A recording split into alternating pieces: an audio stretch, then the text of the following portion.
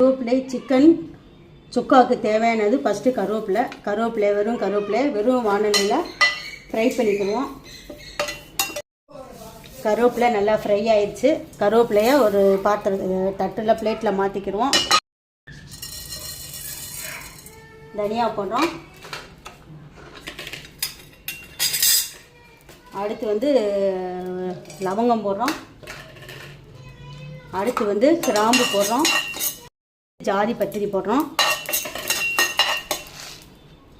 கொஞ்சோண்டு மிளகு சேர்க்குறோம். சோம்பு சேர்க்குறோம். சீரகம் சேர்க்குறோம். இதோட பண்ணி இதை பவுட்ரு பண்ணி ரெடி பண்ணிக்கிறோம்.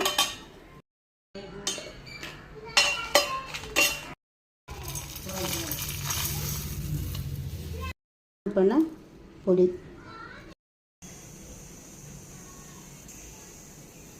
ஒரு 3 ஸ்பூன் எண்ணெய் ஊற்றுறோம். கடுகு போடுறோம். சீரகத்தை போடுறோம்.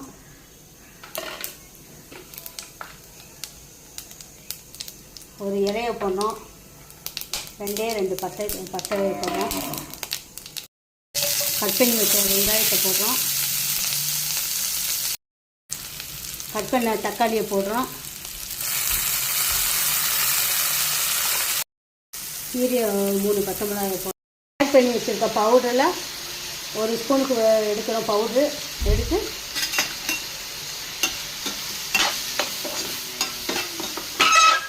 கொஞ்சம் வதக்கிட்டு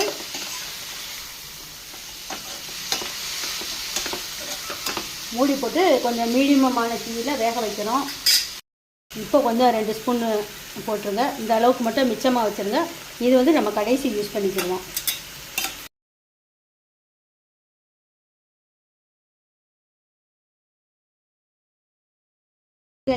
கருவேப்பிலை சிக்கன் சுக்கா சூப்பராக இருக்குது. இதே மாதிரி நீங்களும் ட்ரை பண்ணி பாருங்கள். நன்றி, வணக்கம், வாழ்க வளமுடன்.